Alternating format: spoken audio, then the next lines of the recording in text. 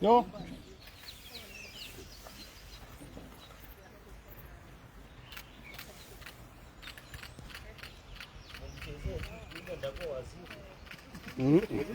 Security wanakusukuma hata kama hujaniambia hata deputy president hata president Okay. Oh, cut away. Expression.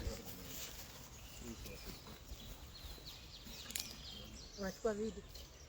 Live.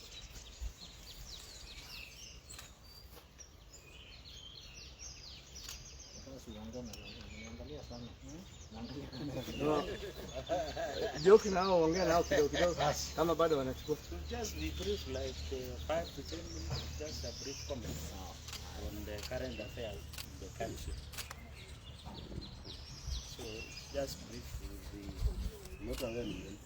It is more of ANGAKA, BARRIKOI, and with those. Yeah. Of course, across the situation.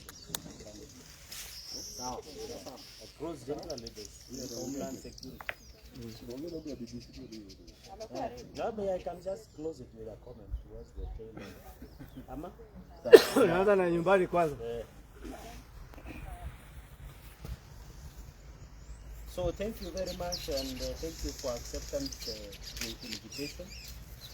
I want to take this opportunity to welcome you to this short comment on the current state of security in the country. First of all, I want to take this opportunity on behalf of myself and my family, and on behalf of the great people in Nandi County, to pass my deepest condolences to the people of ANGAKA, BARRIKOI over the senseless killings that was allegedly committed by the Trigger Rock police officers yesterday, during the day yesterday. My heart goes out to the families that we lost. We lost lives that we should not have lost. And it is very unfortunate, in 63 years since independence, the Rock police officers and Trigger police officers are still killing people who are civilians and unarmed. My condolences with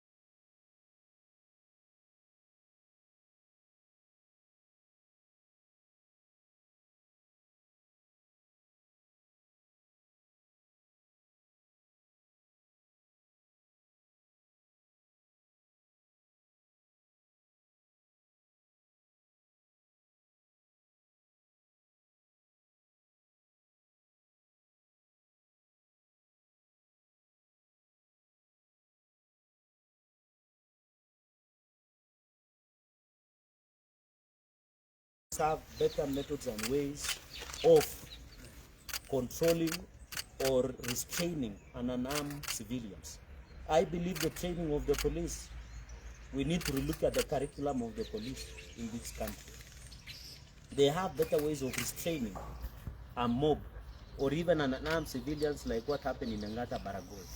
It was unfortunate that the police used live bullets that end up killing innocent Kenyans who are just protesting as per the law, who are just wanted to be heard.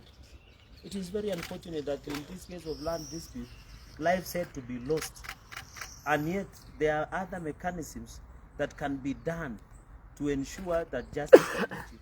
We expected the police, instead of using live bullets, to use even rubber bullets, to use water cannons, to use tear gas, but the police used the last resort of using a live bullet, as if the people they were shooting were animals. And then the police should tell us whether there is a shoot to kill order, so that Kenyans are aware. If there is shoot to kill order, then we should be told. Because what happened yesterday is a senseless killings. It was irresponsible. It was reckless. These are, we are just telling, this was acts of criminality and massacre in modern day Kenya. And therefore, I don't think independent policing oversight authority, this is more than professional misconduct of the police. I expect that the IPOA would be Director of Criminal Investigation to immediately, and Special Crimes Unit will especially swung into action and arrest the concerned police officers so that justice can be received or can be achieved by all Kenyans. And therefore I want to appeal to ensure that justice will be done to these Kenyans. They should be arrested. By the way, the police who shot, see, these are government bullets, these are government guns. The police who had guns and bullets that were fired are known. By now, these police officers should have been arrested by now. They should be in jail. They should be waiting for the prosecution as we go into the future. So while I appeal to the great people of Angata BARRIKOI to remain calm, to remain peaceful, as the necessary agencies continue, we must see action from the investigative agencies. And in fact, I want to appeal. I have not seen the Office of Director of Public Prosecution, because as an independent office, they should have ordered or direct investigations as by the Constitution, so that we can know the root cause of why Kenyans were being killed innocently and thousands and dozens were being injured over the issue of land in Angata BARRIKOI. Number two, I want to appeal to National Land Commission. There is a chapter on land and environment. We must be told with no uncertain terms, why is it that the National Land Commission, the Ministry of Lands, the county government of Narok, and the community leaders should have been part and parcel of resolving these disputes? Because how can people work, the surveyors just work to land without involving the public, without involving the necessary agencies? And one of the role of National Land Commission is addressing historical land injustices around the country as per the Constitution. And that is why Article 60 envisages the work of National Land Commission. And I want to challenge National Land Commission, because we are tired looking or accounting for debts that relate to land disputes in the country. We want the National Land Commission, the county governments of this country, the Ministry of Land, to give us the catalogue of land disputes across the country, and give us the land that have land historical injustices across the country. So how to resolve there, and also the lands that have been degazetted that belong to the public, so that we are tired of doing cases, of resolving conflicts and deaths that are related, and injuries that are related to land disputes across the country.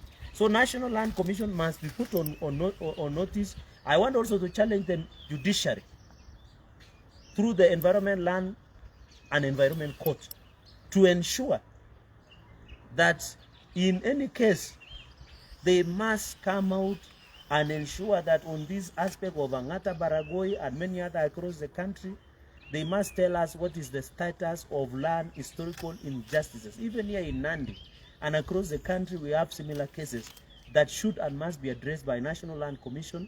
The judiciary also should be sensitive when they are making decisions concerning community land and adjudicating and demarcation. They must be careful, because land in this country is a very sensitive issue going into the future. So I want to appeal to the nation that we need to put this thing behind our back and ensure that the necessary agencies swung into action. The DCI, the ODPP, the IPOA, Independent Policing Oversight Authority, I'm told they are on the ground. But this thing is beyond professional misconduct. It is beyond professional misconduct. It is an act of criminality. This is a violation of the Constitution. This is murder. There is no better way than this crime that has been explained than murder. This is pure murder in a broad daylight. And I hope when the prosecutions will begin prosecuting these trigger-happy police officers, they must charge them with murder. We will not allow them to charge them through manslaughter. And as an advocate of the High Court of Kenya, I am willing to do the watch brief of the victims of Angata BARRIKOI issue.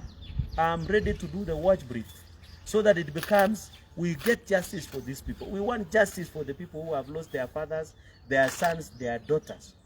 And I want to ask ODPP, if they don't move with speed and open investigations, the Constitution allows us to do what we call private prosecutions of these individuals. That is what the Constitution, if they don't, this is an act of criminality, they must ensure. And then finally, I want to, because the situation in the country, the crime rates are very high at the moment. You saw Cherargei, Kainuk, the other day we saw Dasanaj, attacks from, and you saw the National Crime Institute released that there is a reemergence of gangs around the country. We saw Nairobi is leading with 73, Mombasa has 53, and across various regions that are related. I want to challenge the Ministry of Interior, the Ministry of Homeland Security to be on the watch to ensure. But yesterday I was shocked that the Minister of Interior, when he received this news of killings in BARRIKOI, his comments were very reckless, it was very insensitive, and it wafts and smells incompetence, as I've always said about this track record in any ministry. And I said in Parliament the other day, the danger with Homeland Security is that when a mistake happens, you lose life. But that is the danger of Ministry of Homeland Security. And by the way, during Kithure Kindiki's era as the Minister of Interior, there was semblance of stability and peace and tranquility. And even we had brought the crime rate in the country down.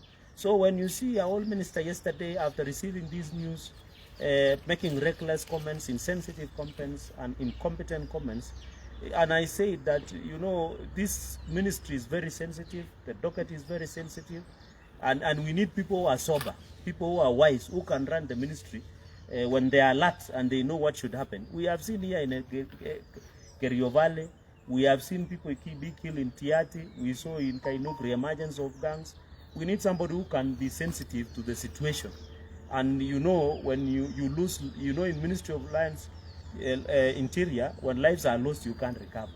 At least when the road is bad, we can fix it. At least when there is no electricity, we can bring it back. But when it comes to the issue of interior and national security, is a serious matter.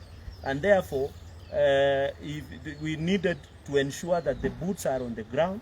Let justice be done to the people of BARRIKOI and across the country. We need the issue of security to be addressed once and for all. We need the necessary agencies to do their work. But tunaambia watu wa BARRIKOI poleni sana kwa kupoteza watu, na mimi nimesema ya kwamba tunatoa pole zetu kama kaunti ya Nandi, na tunasimama na wale ambao wamepoteza familia, ndugu zao na madada zao, na wale wako mahospitalini pia tunawaombea. Na mimi nauliza serikali waweze kupeana pesa ya matibabu, na pia watoe pesa ya mazishi kwa wale waliokufa, na wale ambao serikali ifanye compensation ama ridhaa kwa zile familia ambazo wamepoteza wanajamii. Nataka niseme polisi wote si wabaya, ni polisi wachache. Nataka niwaambie polisi, wakati unapata order kufanya criminality ama uhalifu, jua siku ile utasimama mbele ya sheria itakuwa peke yako. Your boss will not be there. I want to warn the Kenyan police. The moment you participate in commission of a criminality, even if it is an order from your post to commit criminality or violate the law, know that when you will be at the docket, ukifika mbele ya sheria utakuwa peke yako. So nataka niulize maafisa wetu wa polisi, saa ile unapewa hamri, na hiyo hamri haiambatani na sheria, siku ile utashikwa ni wewe peke yako. Na pia nataka niulize idara ya ujasusi ya NIS.